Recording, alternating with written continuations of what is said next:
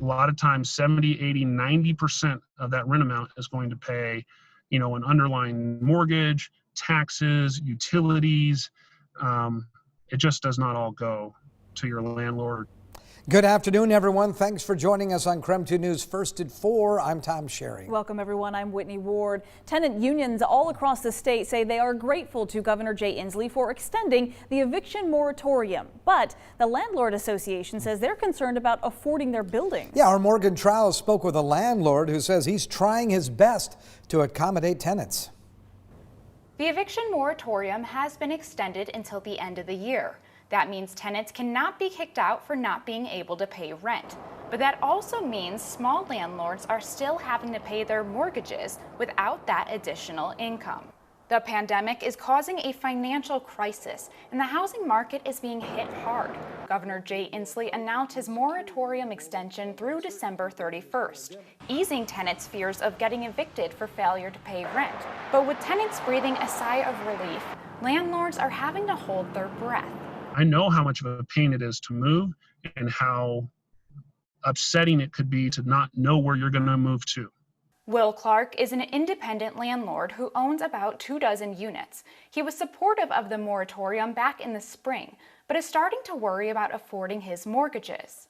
Most of his tenants are able to pay rent, but some can't. Because he has around 24 units, he is able to be more flexible with payment as long as they work together. Communication with your landlord is critical. If we need to work something out this month or spread it out over coming months, we'll do that. The Landlord Association of the Inland Northwest says they are currently working with the tenants union because they have a common goal, which is keeping people in their homes. Will acknowledges that smaller landlords may not be able to accommodate their tenants, which is why he wants people to try to see from the owner's point of view. There comes a point where I can no longer afford the house. I'd like to think most have a heart and they're going to work with you and get through this. Landlords that are in need of assistance can apply for CARES Act rental assistance. More information on financial aid will be online at KREM.com. Reporting in Spokane, Morgan Trow, KREM 2 News. Well, today was the first day of complete in-person classes for the Post Falls School District. It was the first time the district was in full capacity since classes were canceled back in March. Students will be expected to wear masks and will be socially distanced whenever possible. Students had previously been on an alternating schedule. For 2 days out of the week, they would meet in person, and then the rest of the time was spent learning online. Post Falls parent Brent Tufte told KREM 2 News that the move couldn't come soon enough. Not being able to see his classmates, and not being able to see his teachers, not being able to have that interaction that it's so needed. Since not all classrooms are large enough to socially distance, students must keep their masks on in the classroom. This follows the Panhandle Health District's mask mandate. Teachers will be giving students mask breaks, though, throughout the day. And kindergartners in the Cheney School District also returned to in-person classes today. Half of those kindergartners returned to school, and the other half will have their first day of in-person learning tomorrow. Then on Wednesday, everyone will be learning in person. After this, more grades are expected to follow suit, starting with the youngest students. And happening tonight, the Meade School District School Board is going to be meeting. Their meeting starts this evening at 6. Right now, in the district's back-to-school plan, in-person classes are happening for preschool and kindergarten through the 5th grade. Students 6th to 12th grade are learning in a hybrid model, and a number of students are doing complete virtual learning. Also tonight, the Central Valley School District Board of Directors is holding a meeting. It's virtual, happening at 6:30 tonight.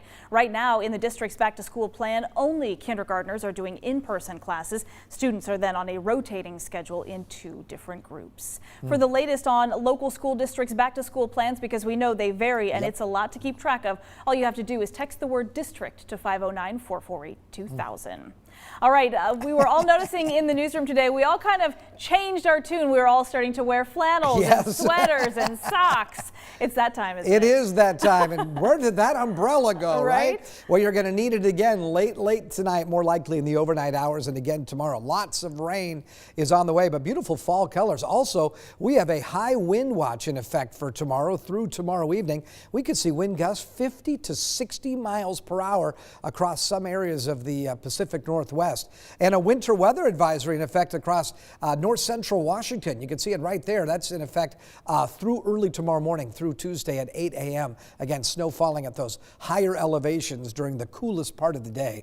Right now we're at 56 degrees. The wind is out of the west at 14 miles per hour. Lots of clouds now beginning to move into the area. Your satellite and radar picture looking pretty quiet right now. But again, we're looking for that rain to develop just before sunrise on your Tuesday. So rain develops overnight. We'll look for lots of rain and wind tomorrow. How much rain? Anywhere between 1/4 and 1/2 inch of rain. Yeah, this is going to be a soaker. And if we get the really strong winds, we could get some tree damage. You know, as those roots get waterlogged, and of course with the deciduous trees right now have lots of leaves on them and they get waterlogged. We could see, and if we get the strong winds we're talking about, we could see some trees topple over. We hope that does not happen.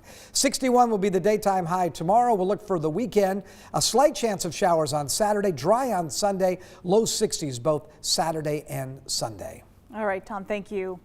The 2020 general election, as you know, just around the corner. Election day is on November 3rd, and voters across Washington and Idaho are going to cast their ballots for various local, state, and national races. So we want to break down tonight what you need to know to make sure that your vote counts. So in Washington, online and mail-in registration has to be completed by October 26th. You can still register in person up to and on Election Day. In Idaho, voter registration ended on October 9th, but for anyone who missed that deadline, you can still register to vote in person on Election Day at county elections offices.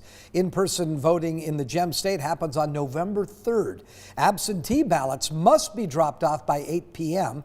If you mail your absentee ballot, give it plenty of time to get to the elections office. They must be received by November 3rd to count. And back in Washington, you do not need to pay for the postage for those mail-in ballots. It's already handled as first-class mail. In Idaho, though, it does depend on the county. You don't have to pay for postage in Bonner, Kootenai, Nez Perce, Clearwater, Latah, and Boundary counties. But you do still have to use a stamp or use a drop box in Benewah, Idaho, Lewis, and Shoshone counties. For more details on voter registration in Washington and Idaho, and for the KREM 2 Voters Guide, just text VOTE to 509-448-2000.